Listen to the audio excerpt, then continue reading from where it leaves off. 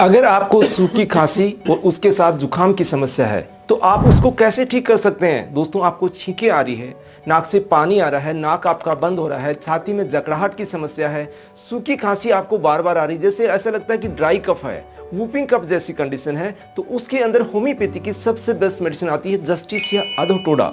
तो जस्टिसिया अधोटोडा का आप कैसे इस्तेमाल करें, इसकी 10-10 बूंद आधा कप पानी में दिन में 3 से 4 बार लीजिएगा।